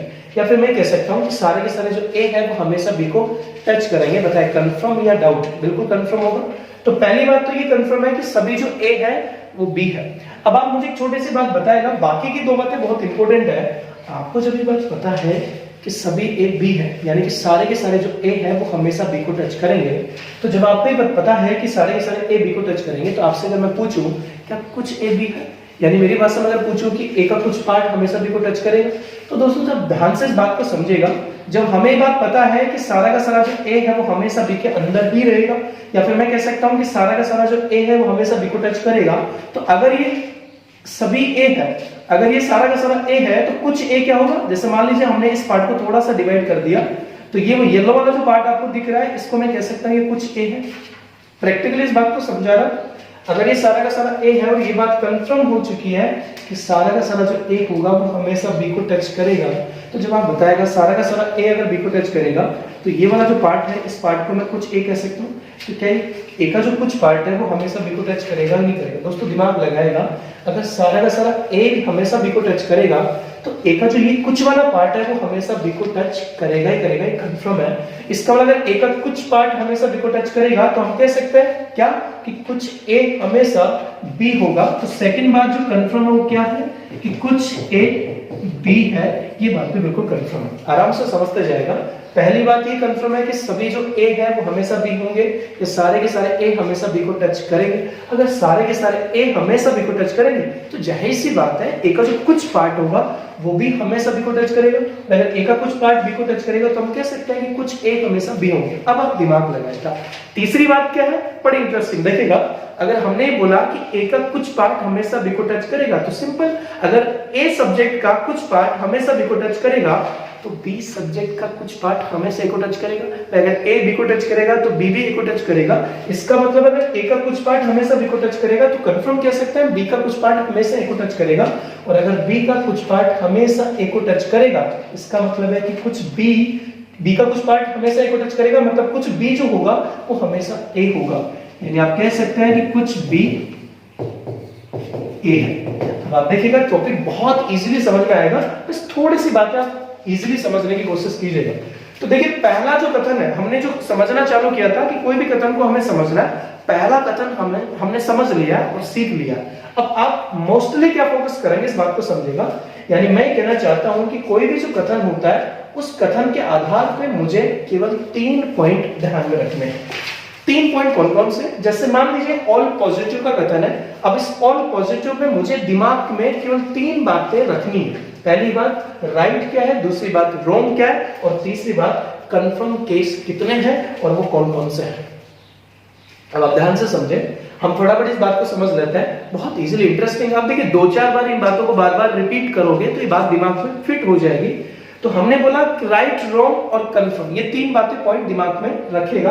दोबारा एक बार फिर रिपीट करता हूं, ऑल पॉजिटिव सभी ए बी है। पहली बात सारे के सारे, ये ध्यान रखना है कि सारे के सारे जो ए है वो हमेशा बी के अंदर ही रहने चाहिए। दूसरी बात ए का कोई भी पार्ट बी से बाहर नहीं आना चाहिए। सारे के सारे ए हमेशा बी के अंदर ही रहना चाहिए, ए का कोई भी पार्ट बी से बाहर नहीं आना चाहिए। और ऑल पॉजिटिव वाले कथन में 3 बातें कंफर्म होती है। पहली बात सारे के सारे ए हमेशा बी के अंदर ही रहेंगे, या सारे के सारे ए हमेशा बी को टच करेंगे, ए का कुछ पार्ट हमेशा बी को टच करेगा, या बी का कुछ पार्ट हमेशा ए को टच करेगा। जिनको हम ट्यूशन की लैंग्वेज में या सब्जेक्ट या जो हम टॉपिक पढ़ रहे हैं उसके लैंग्वेज में क्या कह सकते हैं, वो 3 बातें कौन सी कंफर्म है? सभी ए बी है, कुछ ए बी है, कुछ बी ए है। ये 3 बातें दिमाग में रखिएगा। दोस्तों ये 3 बातें प्लीज 2-3 बार रिपीट करके इन 3 बातों को दिमाग में क्लियर रखिएगा। उसके बाद प्रोसेस को हम क्लियर करेंगे। कोई भी डाउट, कोई भी पॉइंट्स अगर आपके दिमाग में क्लियर नहीं हो पाता है तो उसके लिए आप नीचे कमेंट करके बता दीजिएगा, ताकि अगले वीडियो में हम समझ पाएंगे कौन सी चीज को और बेटर आपको समझाने की कोशिश कर सकते हैं। चलिए नेक्स्ट पॉइंट की बात करते हैं। अब देखिए अगला जो पॉइंट है वो बहुत इंपॉर्टेंट है, इस बात को आप समझिएगा। जैसे दोस्तों हमने टॉपिक अभी बहुत दूर है, इस बात को समझेगा। अभी केवल हम सीखने जा रहे हैं। अगर आप पहले वीडियो में कुछ चीजें ना समझ में आए तो कोई दिक्कत नहीं है, दूसरे तीसरे चौथे मैं गारंटी दे रहा हूँ टॉपिक में जब शुरू करूंगा उससे पहले जो भी आपके 3-4 वीडियो रहेंगे उन 3-4 वीडियो में आप डेफिनेट टॉपिक को समझ पाएंगे। अच्छा देखो, सबसे पहले हमने क्या सीखा, एक कथन हमने सीख लिया, ऑल पॉजिटिव का कथन हमने समझा कि सभी ए बी है, सारे के सारे ए बी के अंदर ही रहेंगे, ए का कोई भी पार्ट बी से बाहर नहीं आना चाहिए। और ऑल पॉजिटिव वाले कथन में 3 बातें कंफर्म होती है। पहली, सभी ए बी होंगे, कुछ ए बी होंगे और कुछ बी भी ए होंगे। ए का ऑल पार्ट हमेशा बी को टच करेगा, तो ए का कुछ पार्ट हमेशा बी को टच करेगा, बी का कुछ पार्ट भी हमेशा ए को टच करेगा। अब आपको कुछ चीजें समझाना चाहता हूँ। मेरा तरीका क्या है? मेरा तरीका ये है कि हम पहला एग्जाम्पल ले रहे हैं। पहले एग्जाम्पल में हम केवल प्रैक्टिस कर रहे हैं, ट्यूशन की प्रैक्टिस कर रहे हैं। देखिए एग्जाम में भी क्वेश्चन ऐसे पूछा जाता है कि पहले वो आपको कथन देता है और फिर निष्कर्ष देता है। मैंने यहाँ पे केवल एक कथन दिया, कथन हमें सभी ए बी दिया, उसके बाद हमने निष्कर्ष दिया। देखिए मैं आपको बता देता हूँ, निष्कर्ष 2 तरीके के होते हैं। निष्कर्ष जो पूछे जाते हैं एग्जाम में 2 तरीके के होते हैं। ये वाले जो निष्कर्ष हमने केस फर्स्ट में डाला है वो कंफर्म केस के निष्कर्ष है, कंफर्म केस। और ये केस सेकंड में जो हमने निष्कर्ष डाला है वो पॉसिबिलिटी केस के निष्कर्ष है। एक कमाल की बात मैं आपको बताता हूँ अगर ये कथन आपको दिख रहा है जिसमें ए और बी दो सब्जेक्ट है और इन दोनों सब्जेक्ट के बीच में आप देख पा रहे हैं रिलेशन क्या होगा, सभी ए बी है, मतलब ऑल पॉजिटिव का रिलेशन बन रहा है। दोस्तों ध्यान दीजिएगा, कोई भी एक कथन के आधार पर या कोई दो सब्जेक्ट के बीच में कोई भी कथन क्रिएट हो रहा है, all positive all negative some positive some negative, तो कोई भी एक कथन के आधार पे कुल 16 टाइप के क्वेश्चन बन सकता है। ध्यान से इस बात को समझिए, कोई भी एक कथन के आधार पे कुल जो क्वेश्चन बनता है वो मात्र 16 ही टाइप के क्वेश्चन बन सकता है। मतलब कि इस कथन के आधार पे 16 ही क्वेश्चन बनेंगे, 16 के अलावा 17वां कोई क्वेश्चन नहीं बनेगा। अब उन 16 क्वेश्चन में जो 8 क्वेश्चन होते हैं वो कंफर्म केस के क्वेश्चन होंगे और बाकी के जो 8 क्वेश्चन होंगे वो पॉसिबिलिटी केस के क्वेश्चन होंगे।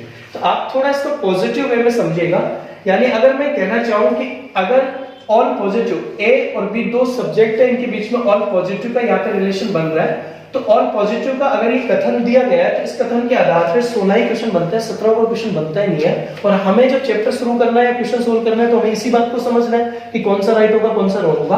तो अगर मैं पहले इस बात की प्रैक्टिस चालू करूं, यानी आज मैं अगर ये सीख लूं कि जिन दो सब्जेक्ट के बीच में ऑल पॉजिटिव का कथन बनता है उसके आधार पर जो 16 क्वेश्चन क्रिएट होते हैं, 17वां तो वो बनता ही नहीं। तो अगर मैं सीख लूं कि 16 क्वेश्चन जो बनते हैं उनमें कौन सा क्वेश्चन राइट होता है कौन सा क्वेश्चन रॉन्ग होता है, कैसे करता है, तो अगर ये चीज मैं सीख लेता हूं तो आगे टॉपिक में इनके अलावा तो कुछ आने वाला नहीं है। तो आराम से इस बात को फोकस कीजिएगा और कैसे टॉपिक को क्लियर करने वाले समझिएगा।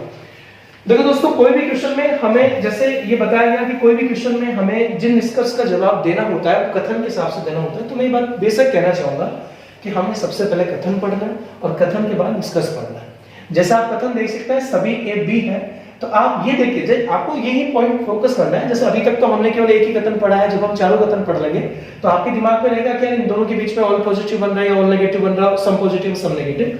तो जैसे हमने सबसे पहले कथन पढ़ा कि सभी ए बी है, आप देख पा रहे हैं दोनों सब्जेक्ट के बीच में ऑल पॉजिटिव का रिलेशन बन रहा है, सभी ए बी है। अब जैसे आप अगर इतनी सी बात पढ़ेंगे कि यार सभी ए बी है ऑल पॉजिटिव, तो आपके दिमाग में वो तीन बातें आएगी। कौन सी?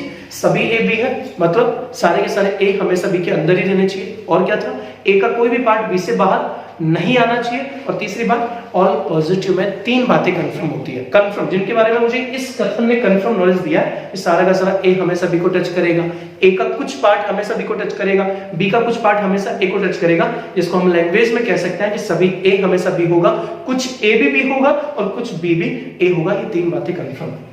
सबसे पहले मैं एक डायग्राम क्रिएट कर देता हूं यहाँ पे। जैसे आप देख पा रहे हैं क्वेश्चन में कि सभी ए बी है मतलब सारे के सारे ए हमेशा बी के अंदर रहने चाहिए।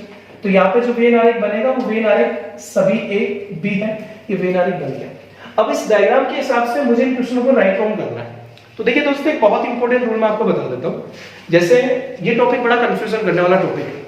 कंफ्यूजन का मतलब है कि आप एक एक चीजों को समझने लग जाएंगे तो बहुत भयंकर वाला कंफ्यूजन आपके दिमाग पे होगा और आप बहुत मुश्किल से राइट डाउन करने की चांसेस में जा पाएंगे।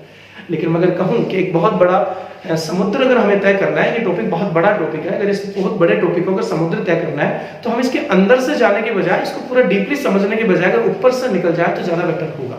मैं एक छोटा सा रूल आपको बताना चाहता हूं। जैसे हमने एक ट्यूशन का एग्जाम्पल लिया था, उस बात में इस बात को समझा था कि कोई भी क्वेश्चन में अगर हमें डाउट है, किसी निष्कर्ष में अगर हमें डाउट है, तो डाउट वाला निष्कर्ष क्या होता है? रॉन्ग होता है। राइट वही निष्कर्ष होता है जो कंफर्म होता है।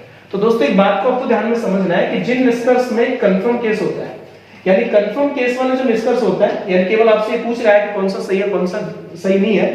जैसे पहला निष्कर्ष पूछ रहा है कि सभी ए बी है, सभी ए बी नहीं है, कुछ ए बी है कुछ ए बी नहीं है, ये कुछ मिला के आप देख पा रहे हैं, 8 आप पढ़ पाएंगे, कोई दिक्कत नहीं है। लेकिन मुझे इनको पढ़ने की जरूरत नहीं है। मैं जो तरीका आपको बताने जा रहा हूँ बहुत इंटरेस्टिंग टॉपिक ये तरीका होगा। तो देखिए दोस्तों, एक छोटा सा रूल ध्यान में रखिएगा। जिन कंफर्म केस वाले जो क्वेश्चन होते हैं, वो कंफर्म केस वाले क्वेश्चनों में केवल वही निष्कर्ष राइट होता है जो कंफर्म होता है। ध्यान से समझिएगा। ऑल पॉजिटिव वाले कथन में कुल मिला के 8 क्वेश्चन बन सकते हैं। 9वां तो क्वेश्चन यहाँ पे बनेगा नहीं। अब इन 8 क्वेश्चनों में मुझे पता है कुछ क्वेश्चनों में डाउट है, कुछ क्वेश्चनों में कंफर्म है, लेकिन मुझे ये बात पता है कि इन 8 क्वेश्चनों में वही क्वेश्चन राइट होगा जो कंफर्म है, और बाकी सभी जिनमें डाउट होगा वो क्या होंगे? रॉन्ग होंगे। तो ध्यान से इस बात को समझना है। इस रूल को आप आराम से लिख लीजिएगा कि कंफर्म केस वाले क्वेश्चनों में केवल वही निष्कर्ष राइट होता है जो कंफर्म होता है, वही क्वेश्चन राइट होता है जो कंफर्म होता है। तो दोस्तों, ऑलरेडी मुझे एक बात पता है कि अगर सभी ए बी है यानी ये ऑल पॉजिटिव का कथन है, और अगर ये ऑल पॉजिटिव का कथन है तो हमें ऑलरेडी ये दिमाग में मैंने याद रख लिया है कि ऑल पॉजिटिव वाले कथन में 3 बातें ही कंफर्म होती है। अब वो 3 बातें कौन सी कंफर्म है? एक तो सभी ए बी होंगे, आप देख पा रहे हैं। पहला, एक कुछ ए भी है दूसरा, और एक कुछ भी ए है, कुछ भी ए है।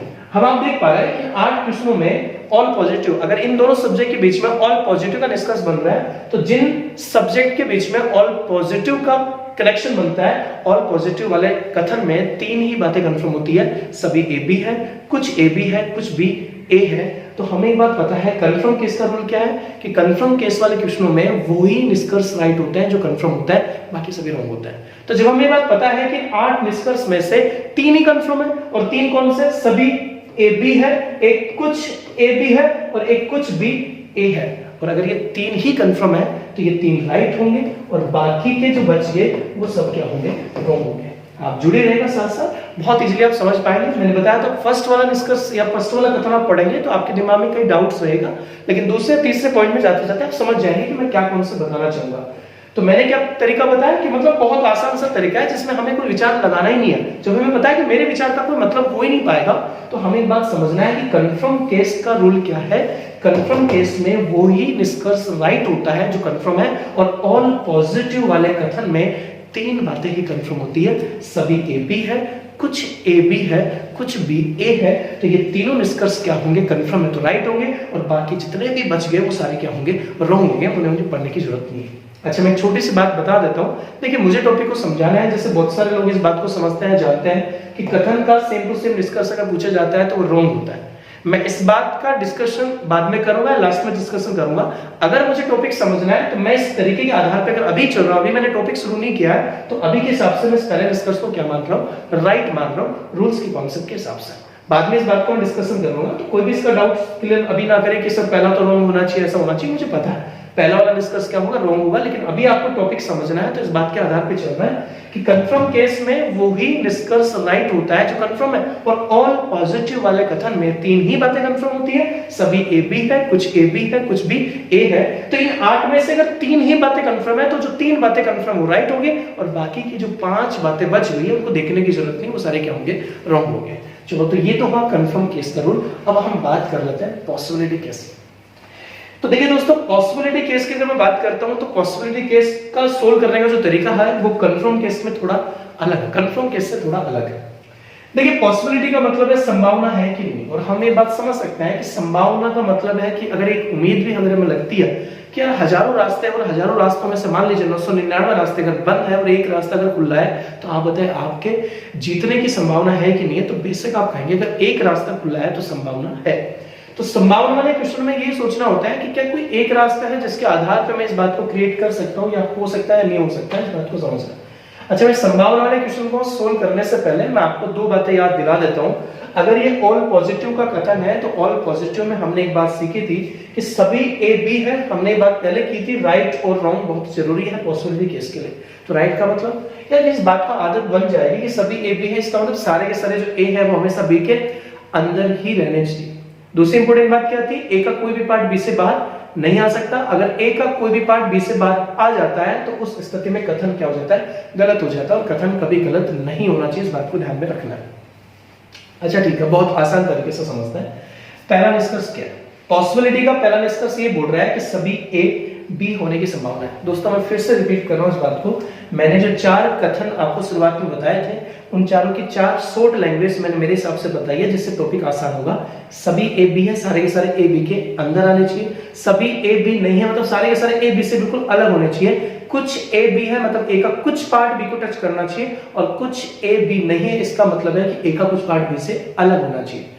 तो देखिए, पहला निष्कर्ष ये बोल रहा है कि सभी ए बी होने की संभावना है, यानी मैं कह सकता हूं, ये कहना ही चाहता है कि सभी ए बी होने की संभावना है। इसका मतलब है कि सारे के सारे जो ए है वो बी के अंदर आ जाए, कि ऐसे को संभावना है। देखिए दोस्तों, सीधी सी बात आपको समझनी है कि मतलब मैं अगर ये कहूं कि पॉसिबिलिटी केस वाले क्वेश्चन को राइट करने का क्या कॉन्सेप्ट है, तो कॉन्सेप्ट ये होगा कि कोई भी निष्कर्ष, पॉसिबिलिटी वाला कोई भी निष्कर्ष एक डिमांड जो करता है, यानी निष्कर्ष ने जो डिमांड की उस डिमांड को पूरा कर दीजिए बस। लेकिन इस बात का ध्यान रखिएगा कि इस निष्कर्ष की डिमांड को पूरा करने में मेरा कथन क्या नहीं होना चाहिए, गलत नहीं होना चाहिए। और मेरे हिसाब से देखिए, आप ऑलरेडी जानते हैं कि ये कथन कब गलत होगा, जब ए का कोई भी पार्ट बी से बाहर आएगा।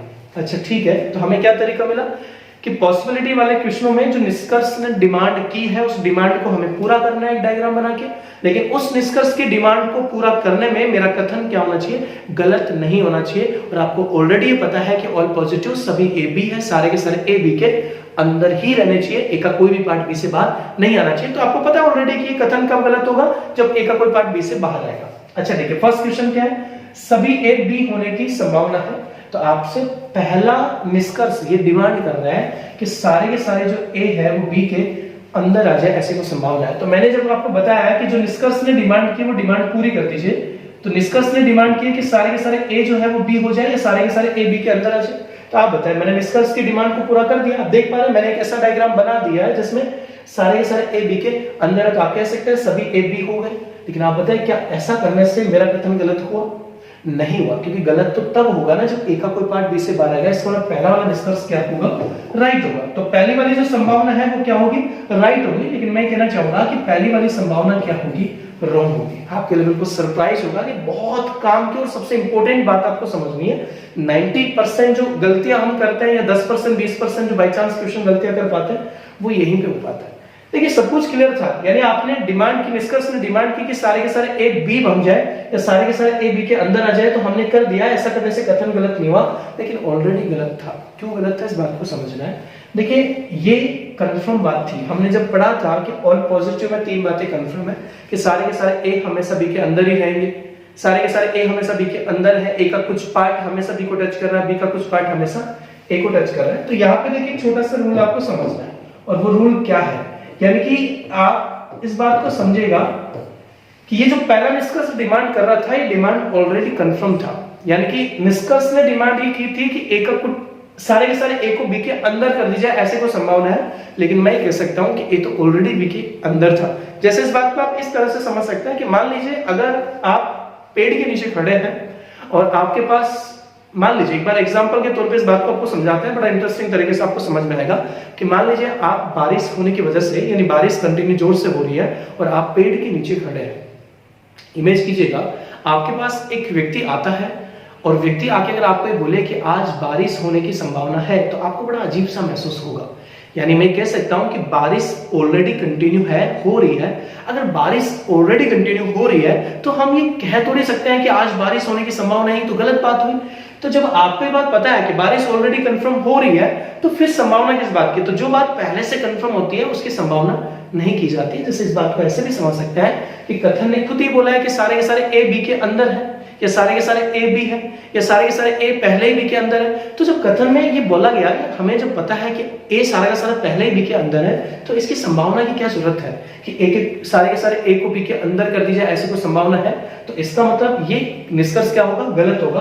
तो आपको आज से दिमाग में एक रूल बनाना है, और वो रूल ये बनाना है कि कोई भी निष्कर्ष में अगर कोई कंफर्म केस का पॉसिबिलिटी बन रहा है, यानी जो चीज पहले से कंफर्म है, अगर उस कंफर्म वाली बात की अगर कोई पॉसिबिलिटी कर रहा है, तो वो पॉसिबिलिटी वाला क्वेश्चन हमेशा क्या होगा, रॉन्ग होगा। किस वजह से, कंफर्म केस से। इस बात को एग्जांपल के तौर पे मैंने समझा दिया। तो यहां से देखिए पॉसिबिलिटी केस वाले क्वेश्चनों को राइट रॉन्ग करने के लिए पहला रूल आपके दिमाग में आ चुका है, और वो पहला रूल क्या है कि जो बात पहले से कंफर्म है उस कंफर्म बात की कोई संभावना नहीं की जाती है। ये तो एक ओड वाली फीलिंग करवाता है कि बेसिकली गलत बात यहाँ पे क्रिएट हो पाता है। चलो, तो सबसे पहले देखिए वही बात, सभी ए बी होने की कोई संभावना है, यानी कहना चाहता है पहले निष्कर्ष में कि सारे के सारे ए बी के अंदर आ जाए, ऐसी कोई संभावना है। तो हम कहेंगे वो तो पहले से ही ए के, वो तो पहले से ही बी के अंदर है। तो इसका मतलब ये पहले से क्या है, कंफर्म है, और कंफर्म केस के निष्कर्ष को हम क्या कर देंगे, रॉन्ग कर देंगे। अच्छा, सेकंड बात पे चलते हैं, आराम से फोकस कीजिएगा, एक एक क्वेश्चन को हम राइट करेंगे। सेकंड वाला कॉन्सेप्ट देखिए आपको कहना चाहता है कि सभी ए बी नहीं होने की कोई संभावना है। देखिए मैंने बताया था कि मैं मेरी लैंग्वेज में आपको समझाता हूं। सेकंड वाला निष्कर्ष ये बोल रहा है कि सभी ए बी नहीं होने की कोई संभावना है, यानी सेकंड वाला निष्कर्ष आपसे डिमांड कर रहा है कि सारे के सारे जो ए है वो बी से बिल्कुल अलग हो जाए। जैसे आपने पढ़ा था कि सभी ए बी नहीं होने का मतलब है सारे के सारे ए बी से अलग होने चाहिए। तो सेकंड वाला निष्कर्ष आपसे डिमांड कर रहा है कि सारे के सारे जो ए है वो बी से बिल्कुल अलग हो जाए, ऐसी कोई संभावना है। तो देखिए दोस्तों, जब ये निष्कर्ष हम पढ़ते हैं, निष्कर्ष की डिमांड है कि सारे के सारे ए को बी से अलग कर दी जाए, लेकिन आपको याद होगा कि कथन ऑल पॉजिटिव का सभी ए बी है, सारे के सारे ए हमेशा बी के अंदर ही रहने चाहिए, ए का कोई भी पार्ट बी से बाहर नहीं आना चाहिए। तो जब आपको याद है कि मेरे कथन ने मुझे बोला है कि ए के कोई भी पार्ट को बी से अलग नहीं कर सकते, और इस निष्कर्ष ने डिमांड ये की कि सारे के सारे ए को बी से अलग कर दी जाए, ऐसी कोई संभावना है। तो आप खुद भी सोच सकते हैं, अगर मैं सारे के सारे ए को बी से अलग कर दूंगा तो मेरा कथन क्या हो जाएगा, गलत हो जाएगा। मतलब इस वाली संभावना को मैं राइट नहीं कर सकता, क्योंकि ऐसा करने से मेरा कथन क्या हो जाएगा, गलत हो जाएगा। इसलिए संभावना का क्वेश्चन क्या होगा, रॉन्ग होगा। तो मोस्ट ऑफ देखिए मैं आपको दो बातें समझाना चाहता हूं। पॉसिबिलिटी केस में आपको दो ही बातें समझनी है, वास्तव में आपको दो बातों पे फोकस करनी है। पॉसिबिलिटी केस वाले क्वेश्चनों में एक तो वो क्वेश्चन रॉन्ग होता है जो ऑलरेडी क्या है, कंफर्म है, और एक वो क्वेश्चन रॉन्ग होता है जिसको क्रिएट करने से या जिसको पॉसिबल करने से मेरा कथन क्या होता है, गलत होता है। तो आपको जो मैंने यही बात आपको समझाना चाहता हूं कि हमने जब पहला कथन पढ़ा था तो इसीलिए हमने सीखा था कि राइट क्या है, रॉन्ग क्या है, कंफर्म क्या है। तो हर एक कथन के बारे में तीन तीन पॉइंट हमें याद रखने हैं कि सभी ए बी है, मतलब सारे के सारे ए बी के अंदर रहने चाहिए। गलत क्या होगा, ए का कोई भी पार्ट बी से बाहर नहीं आना चाहिए। और कितनी बातें कंफर्म, तीन बातें कंफर्म है कि सभी ए बी होंगे। ए का कुछ पार्ट भी बी को टच करेगा, यानी कुछ ए बी होगा और कुछ बी भी ए होगा। ये तीन बातें मुझे याद रखनी है। तो बेसिकली ये दो बातें आपको फोकस करनी है कि अगर कोई बात पहले से कंफर्म है तो एक तो ऐसी पॉसिबिलिटी केस वाला क्वेश्चन क्या होगा, संभावना वाला क्वेश्चन क्या होगा, रॉन्ग होगा। और एक वो बात जिससे मेरा कथन क्या हो जाए, गलत हो जाए, वो गलत होगा। और इन दो बातों के अलावा बाकी जितने भी पॉसिबिलिटी केस के क्वेश्चन बनते हैं वो सारे क्या होते हैं, राइट होते हैं। चलिए एक एक पॉइंट को क्लियर करना चाहेंगे। देखिए तीसरा निष्कर्ष आपसे कहना चाहता है कि कुछ ए बी होने की संभावना है, यानी कुछ ए बी बन जाए। यानी मैं कह सकता हूं तीसरा वाला निष्कर्ष आपसे डिमांड कर रहा है कि ए के कुछ पार्ट को बी से टच कर दिया जाए, ऐसी कोई संभावना है। तो देखिए दोस्तों आराम से समझिएगा, ए के कुछ पार्ट को बी से टच कर दिया जाए, ऐसी कोई संभावना है। तो मैं कहूंगा कि मेरे कथन ने ऑलरेडी मुझे बताया कि सारा का सारा ए हमें सभी को टच करेगा, ए का कुछ पार्ट हमें सभी को टच करेगा। यानी तीसरे वाला निष्कर्ष आपसे डिमांड कर रहा है कि ए का कुछ पार्ट बी से टच हो जाए, ऐसी कोई संभावना है।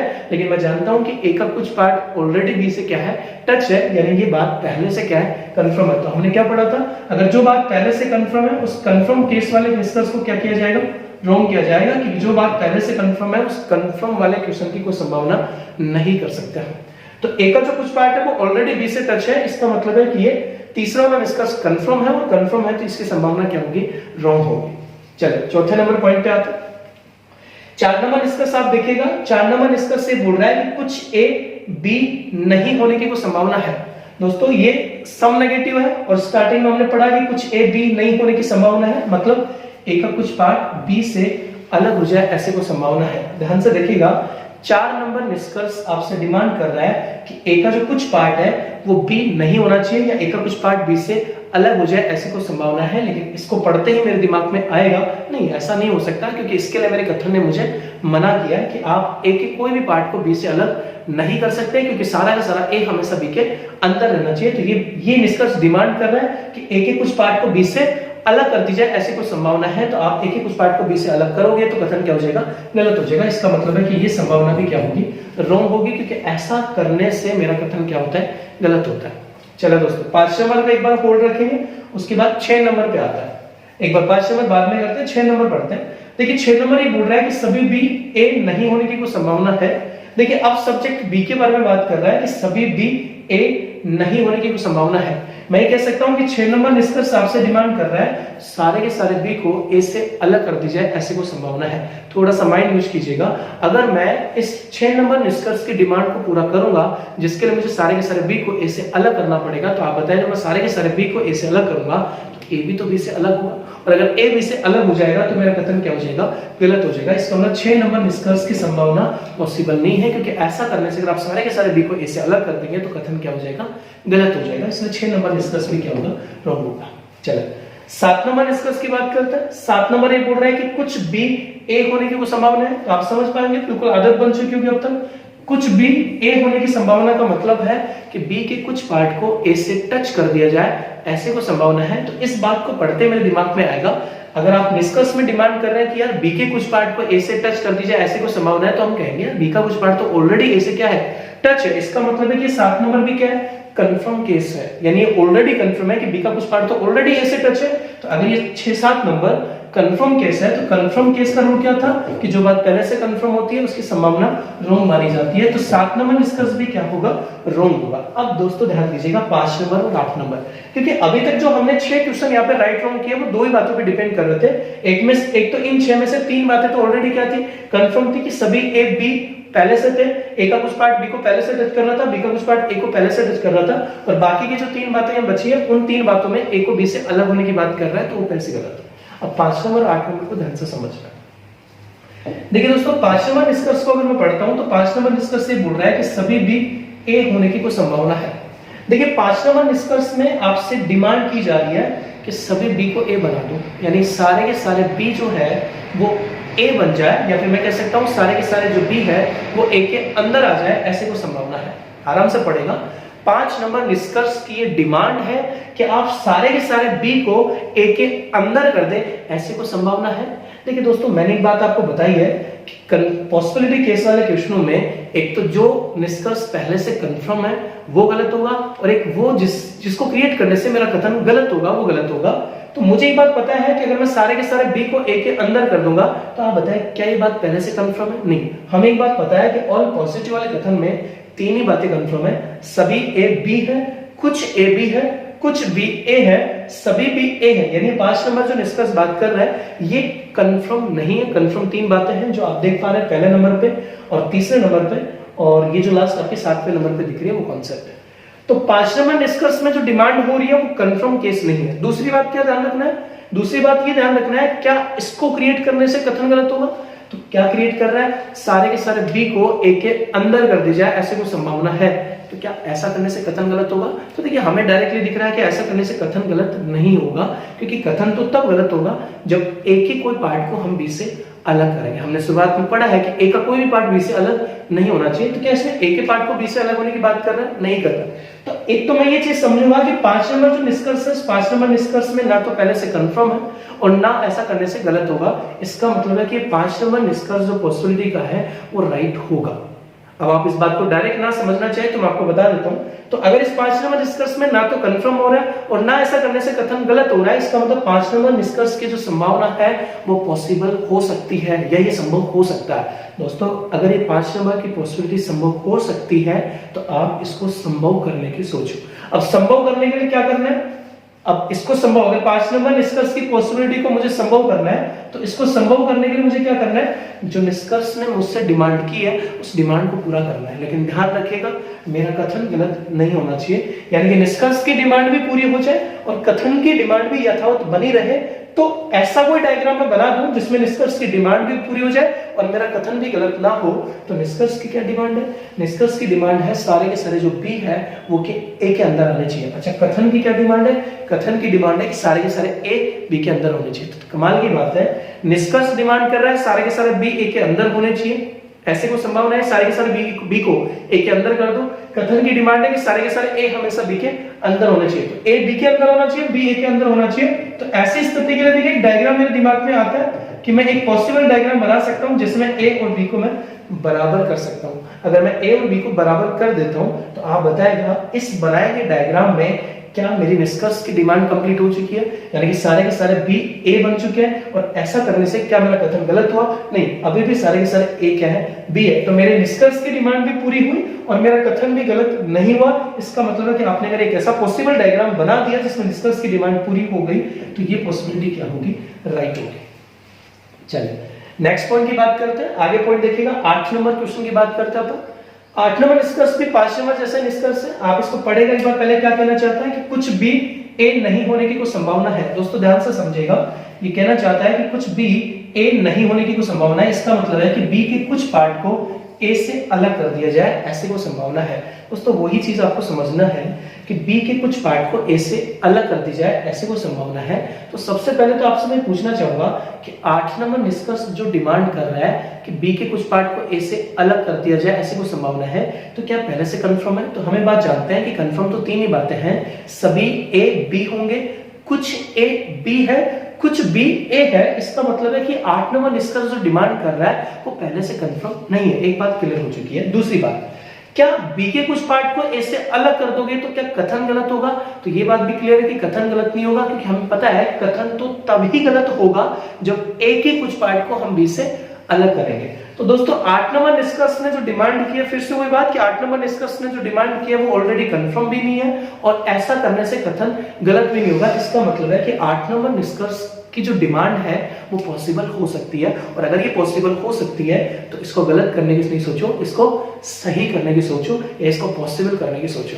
अब 8 नंबर निष्कर्ष की डिमांड को मुझे पॉसिबल बनाना है, तो पॉसिबल बनाने के लिए क्या करना है, जो निष्कर्ष ने डिमांड की उसको पूरा करना है, लेकिन दिमाग में क्या रखना है, कथन की डिमांड फेल नहीं होनी चाहिए। कथन की डिमांड क्या है, सारे के सारे ए हमेशा बी के अंदर ही रहने चाहिए, और निष्कर्ष की डिमांड है बी के कुछ पार्ट को ए से अलग कर दीजिए। तो आप अपने दिमाग से सोच के एक ऐसा डायग्राम बना दीजिए जिसमें बी का कुछ पार्ट ए से अलग हो और सारे के सारे ए बी के अंदर हो। तो आप देख पा रहे हैं यहाँ पे 8 नंबर निष्कर्ष के लिए अगर मैं डायग्राम बनाऊंगा जिसमें सारा का सारा जो ए है वो बी के अंदर भी रहेगा और बी का कुछ पार्ट ए से अलग भी हो गया, तो आप कह रहे हैं कि कुछ भी ए नहीं होना चाहिए। तो इस बनाए गए डायग्राम में आप देख पा रहे हैं निष्कर्ष की डिमांड भी पूरी है और कथन की डिमांड भी पूरी है। इसमें 8 नंबर निष्कर्ष क्या होगा, राइट होगा। तो देखो दोस्तों, ये चीज समझते जाएगा, कंटेंट स्टडी कीजिएगा। मैंने आपको पहले बताया था कि लोग ज्यादातर जमेले टाइप के क्वेश्चन ज्यादा यूज करते हैं जिसमें उनको मतलब नहीं है कि एग्जाम जिस दिन बच्चा देगा या स्टूडेंट जिस दिन एग्जाम देगा उस दिन उसके साथ क्या हो पाएगा, रिजल्ट क्या बन पाएगा। बस ओनली एक लुभाने वाले जो कॉन्सेप्ट होते हैं, क्योंकि मैं ये बात समझ सकता हूँ कि हर एक आदमी मेहनत नहीं करना चाहता, वो उस रास्ते पे जाना चाहता है जहाँ पे शॉर्टकट होता है। लेकिन अगर आप शॉर्टकट पे चलेंगे तो मैं तमाम इतने सारे एग्जाम्पल आपको दे सकता हूँ। एग्जाम्पल के आधार पे जो एग्जाम में आते हैं क्वेश्चन बनते हैं जिनमें आप ट्रिक वाइज कॉन्सेप्ट या फिर आप एक फिक्स फॉर्मूले के हिसाब से अगर कॉन्सेप्ट क्रिएट करते हैं तो आप बना नहीं पाते हैं। तो इन बातों को आप समझते जाएगा और सीखते जाएगा। तो आज के वीडियो में देखिएगा, पहला जो वीडियो आराम से रिलैक्स माइंड अपन पढ़ेंगे, क्योंकि हमें टॉपिक को सीखना है, समझना है, ना कि टाइम पास करना है। तो आज के इस वीडियो के सेशन में हमने मात्र पहला कथन पढ़ा है। हल्का से एक बार 2 मिनट के लिए मैं रिपीट कर देता हूँ, आपको क्या क्या स्पेशल बात दिमाग पे रखनी है। सबसे पहला इंपॉर्टेंट बात यह है कि जो कथन होता है उस कथन की जानकारी हमें रखनी है। जैसे आज हमने पढ़ा ऑल पॉजिटिव सभी ए बी है, तो हमें कुछ बातें दिमाग पर रखनी है और आपको याद हो भी चुकी होगी। ऑल पॉजिटिव सभी ए बी है मतलब सारे के सारे ए हमेशा बी के अंदर ही रहने चाहिए, ए का कोई भी पार्ट बी से बाहर नहीं आना चाहिए। कितनी बातें कंफर्म दोस्तों, ऑल पॉजिटिव वाले कथन में हमेशा 3 बातें कंफर्म होती है। और वो 3 बातें कौन सी कंफर्म, इस बात को भी ध्यान रखिएगा कि सारा का सारा ए हमेशा बी के अंदर रहेगा या सारा का सारा ए हमेशा बी को टच करेगा, ए का कुछ पार्ट हमेशा बी को टच करेगा, बी का कुछ पार्ट भी हमेशा ए को टच करेगा, यानी कि सभी ए हमेशा बी होंगे, कुछ ए भी हमेशा बी होंगे और कुछ बी भी हमेशा ए होंगे, ये कंफर्म। उसके बाद मैंने आपको बताया कि कोई भी कथन जो होता है उस कथन के आधार पर पूरे चैप्टर में मात्र 16 टाइप के क्वेश्चन बन सकते हैं, जिनमें 8 क्वेश्चन कंफर्म केस के, 8 क्वेश्चन पॉसिबिलिटी केस के। अब कोई भी कंफर्म केस वाले क्वेश्चन का रूल क्या है, एक ही रूल है, कोई भी कंफर्म केस वाले क्वेश्चन का निष्कर्ष में, दिए गए सभी निष्कर्ष में कंफर्म केस में वही क्वेश्चन राइट होता है जो कंफर्म है। और जब ऑलरेडी मुझे बात पता है कि ऑल पॉजिटिव में 3 बातें कंफर्म है, तो अब मेरे से अगर ये पूछेगा कि सभी ए बी है, कुछ ए बी है, कुछ बी ए है, अगर इन 3 में से पूछेगा तो राइट होगा, बाकी कुछ भी पूछेगा तो रॉन्ग होगा। तो बेसिकली 8 निष्कर्ष में से केवल 3 ही बातें कंफर्म है, सभी ए बी है, कुछ ए बी है और कुछ बी ए है, तो ये 3 राइट होंगे और बाकी के जो 5 बच गए उन सभी में डाउट है, वो रॉन्ग होंगे। इसी के साथ साथ देखिए पॉसिबिलिटी केस वाले जो क्वेश्चन होते हैं उनमें क्या रूल है, पहला रूल तो यह है कि जो बात पहले से कंफर्म है उस कंफर्म वाली बात का अगर पॉसिबिलिटी बना रहा है तो वो निष्कर्ष क्या होगा, रॉन्ग होगा। और आपको ये ऑलरेडी पता है कि ऑल पॉजिटिव में 3 बातें कंफर्म है, तो इन 3 बातों की जो कंफर्म 3 बातें अगर उनकी पॉसिबिलिटी बना रहा है तो वो रॉन्ग होगा। जैसे सभी ए बी होने की कोई संभावना है, तुम जानते हैं सारा का सारा ए तो पहले ही बी के अंदर है, या ए का कुछ पार्ट बी से टच हो जाए ऐसी कोई संभावना है, तुम जानते हैं ए का कुछ पार्ट तो पहले से बी से टच है, या बी का कुछ पार्ट ए से टच हो जाए तो बी का कुछ पार्ट पहले ही ए से टच है। तो एक तो जो बात पहले से कंफर्म होती है उसकी पॉसिबिलिटी वाला निष्कर्ष गलत होता है। दूसरी इंपॉर्टेंट बात क्या है, दूसरी इंपॉर्टेंट बात यह है कि किसी भी निष्कर्ष में अगर कोई ऐसी डिमांड कर रहा है पॉसिबल करने के लिए जिससे कि मेरा कथन गलत हो जाए, वो निष्कर्ष क्या होगा, रॉन्ग होगा। हमें ऑलरेडी ये बात पता है कि ऑल पॉजिटिव का निष्कर्ष, ऑल पॉजिटिव का कथन गलत कब होगा, जब ए की कोई पार्ट को बी से अलग करेंगे। तो अगर आपसे पूछे जाए कि और सारे के सारे ए को बी से अलग कर दीजिए, ऐसे कोई संभावना है, तो आप समझ सकते हैं नहीं कर सकते, क्योंकि ऐसा करने से कथन क्या होगा, गलत होगा। या ए के कुछ पार्ट को बी से अलग कर दे या सारे के सारे बी को ए से अलग कर दे, इन पार्ट में, इन क्वेश्चनों में आप देख पा रहे हैं मेरा कथन गलत हो रहा है तो गलत होगा। और इन 2 बातों के अलावा बाकी कोई निष्कर्ष अगर पॉसिबिलिटी में बचता है तो वो राइट होगा, जिसको हमने राइट करने के कॉन्सेप्ट का ऑथेंटिक तरीका भी समझ लिया। तो वीडियो को आप आराम से देखिएगा, समझेगा, नोट्स बनाएगा और शेयर कीजिएगा, लाइक कीजिएगा, और जो भी स्पेशल बात आप समझ पाएंगे, पॉजिटिव या नेगेटिव जो पॉइंट्स आपको मिल पाते हैं, वो कमेंट करके आप जरूर बताएगा, ताकि आगे वाले वीडियो में हम उन प्रॉब्लम्स को भी दूर कर पाए जो वीडियो में हो पाए। Thank you so much.